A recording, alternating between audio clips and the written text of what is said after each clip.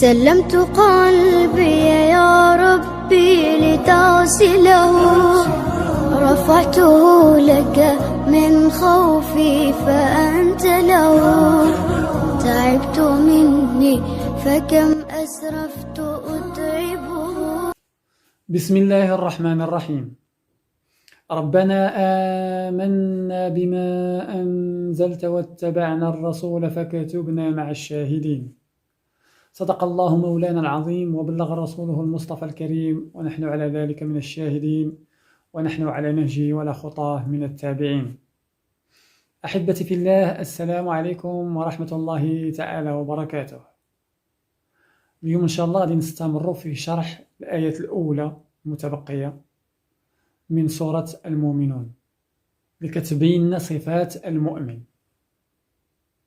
كنا وقفنا عند الآية الرابعة كيقول فيها جل وعلا: والذين هم لفروجهم حافظون.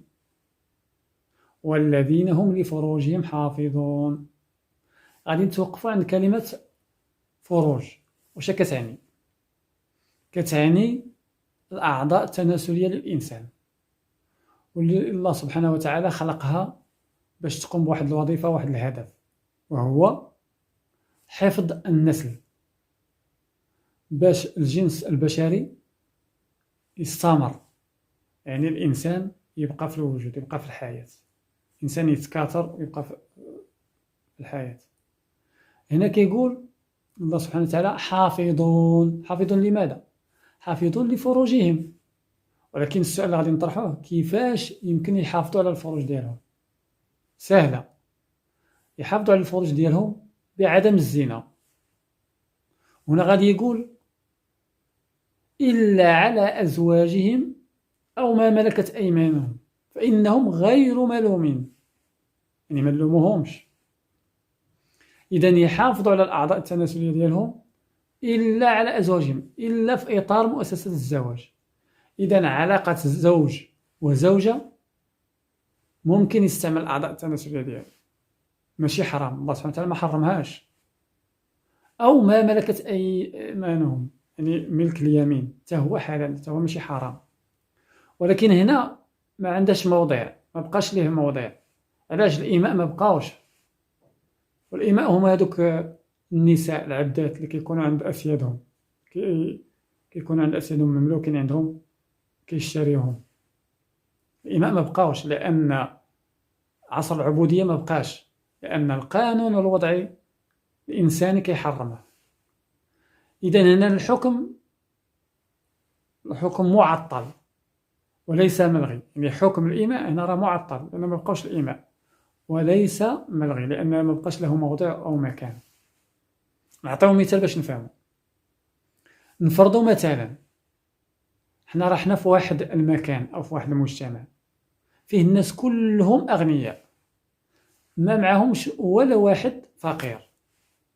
إذن هنا حكم الزكاة معطل، لأن ما عندناش لمن نعطيو الزكاة. ولكن الزكاة كفريضة هي راه كاينة موجودة، ولكن أصبح الحكم معطل لأن ليس لها موضع. ثم كيقول سبحانه: فإنهم غير ملومين إلا على أزواجهم أو ما ملكت أيمانهم فإنهم غير ملومين، يعني ما نلوموهمش إذا كان استعمال هذوك الأعضاء التناسلية في إطار الزواج أو ما ملكت أيمانهم، فماشي مشكل، يعني حلال، ما نلوموهمش وما نحسبوهمش. ثم كيقول سبحانه وتعالى: فمن ابتغى وراء ذلك فأولئك هم العادون، يعني العكس، يعني اللي مشى عكس قضية الزواج هذوك نلوموهم. نمشيو لكلمة فمن ابتغى المقصود ديالها اللي كيطلب، كيمشي كيطلب الحاجة. وراء في القرآن عندها بزاف تاع الاستعمالات، ولكن هنا في هذه الآية المقصود ديالها من غير، كما كنقولوا الدرجة، من غير الأزواج أو ما ملكت أيمانكم، من غير هادو ما يمكنش تستعمل الأعضاء التناسلية. غادي ننتقلوا لمعنى أولئك هم العادون. العادون هم المعتادون، أي تعدوا الحدود، أو المتجاوزون، يتجاوزوا شرع الله. والله سبحانه وتعالى لما كيحذرنا من التعدي كيفرق ما بين التعدي في الأوامر والتعدي في النواهي. كيقول لنا التعدي في الأوامر فلا تعتدوها، وفي النواهي كيقول فلا تقربوها. فشوفوا الله سبحانه وتعالى كيفاش وصف الناس اللي كيستعملوا الأعضاء التناسلية في إطار مؤسسة الزواج، كيوصفهم بأنهم غير ملومين، ملوموهمش. وكيوصف الناس اللي كيستعملوا الأعضاء التناسلية خارج الشرع، خارج إطار مؤسسة الزواج، بأنهم هم العادون، يعني اللي تجاوزوا شرع الله. نشوفوا الآية الموالية واش كتقول والذين هم لأماناتهم وعهدهم راعون. والذين هم لأماناتهم وعهدهم راعون. غادي نشوفوا معنى راعون ونشوفوا الفرق ما بين الأمانة والعهد. إذن راعون يعني محافظون، كيحافظوا مثلا هذيك الأمانة كيحافظوا عليها وكينفذوها. الأمانة هي واحد الحاجة ماشي ديالك، كيعطيها لك واحد الإنسان، إذن باش تحافظ عليها انت لازم عليك أنك تردها لها كما هي. وأول أمانة استؤمنت عليها هو عهد الله بالإيمان به الذي أخذه عليك. إذن ما دمت آمنت بالله سبحانه وتعالى يعني من الأمانة أنك تنفذ الأوامر ديالله سبحانه وتعالى. والله جل وعلا كيدير واحد الفرق ما بين أمانة الحق وأمانة الخلق. أمانة الحق قال الله جل وعلا فيها إن عرضنا الأمانة على السماوات والأرض والجبال فأبين أن يحملنها وأشفقن منها وحملها الإنسان إنه كان ظلوما جهولا. أما العهد هو كل حاجة كيوعد بها الإنسان، بصح ما تكونش في معصية، ولازم أنه يوفي بها. على خاطر علاش؟ خاطر لما توعد الإنسان بشي حاجة فكيبقى مربوط بها، كيربط حياته عليها. مثلا لما توعدني غدوة مثلا إن شاء الله نتلاقاو باش تقضي لي واحد المهمة، أنا في حاجة فيها، إذن كنبقى نربط حياتي بها، كنربط روحي بها. إذن خصك توفي بها. إلا ما وفيتش بها فهذاك النهار هذاك غادي كل شيء يرتبك عندي، يعني ذاك اليوم كامل غادي يولي مرتبك. دروك ننتقلوا للآية اللي كتقول والذين هم على صلواتهم يحافظون. والذين هم على صلواتهم يحافظون. هذه الآية مختلفة، كاين اختلاف وفرق ما بينها وما بين الآية الثانية اللي كتهضرنا على الصفة الأولى ديال المؤمنين. كيقول فيها الله سبحانه وتعالى والذين هم في صلاتهم خاشعون. الله سبحانه وتعالى كيهضر لنا على هيئة الصلاة، كيفاش خصها تكون. خصها تكون فيها الخشوع والاطمئنان. أما بالنسبة لهذه كيقول فيها الله سبحانه وتعالى والذين هم على صلواتهم يحافظون، كيهضر لنا الله سبحانه وتعالى على أداء الصلاة والحفاظ عليها.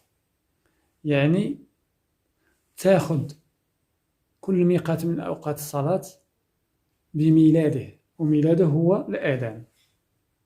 نعطيو مثال، مثلا صلاة الظهر ممتدة من آذان صلاة الظهر إلى ما قبل صلاة العصر، ولكن شكون اللي يضمن لك أنك تعيش حتى ما قبل العصر؟ إذن وجب أداء الصلاة بميلادها، وميلادها هو الأذان، لأن لما يأذن خاصك تصلي. نعطيو مثال، مثلا واحد الإنسان مقتدر لاباس عليه ولكن كيأجل الحج حتى لآخر العمر دياله، واش هو غادي يضمن البقاء إلى آخر عمره؟ لأن ما غاديش يضمن. إذن هنا وجب يعني أداء هذه الفريضة نتاع الحج عند الاستطاعة. إذا لما يكون عندك الفلوس واجب عليك أنك تمشي تأدي فريضة الحج. الآية الأخيرة كتقول أولئك هم الوارثون. أولئك هم الوارثون، يعني شكون هما هاد الوارثون؟ هما أصحاب الصفات المتقدمة اللي هضرنا عليهم. هما شحال؟ كاين 6 ما فيها باس نعاودو نذكرو بهم. أولا الصفة الأولى الذين هم في صلاتهم خاشعون. الثانية الذين هم عن اللغو معرضون. الثالثة الذين هم للزكاة فاعلون. الصفة الرابعة الذين هم لفروجهم حافظون. الخامسة الذين هم لأماناتهم وعهدهم راعون. ثم الأخيرة السادسة والأخيرة الذين هم في صلاتهم على صلواتهم يحافظون. لاحظوا مليح بأن الله سبحانه وتعالى غادي نتابعوا لها مليح. هاد الصفات 6 باش بداها بالحديث عن الصلاة، وهضرنا على الهيئة كيفاش تكون الصلاة، خاص يكون فيها الخشوع والاطمئنان.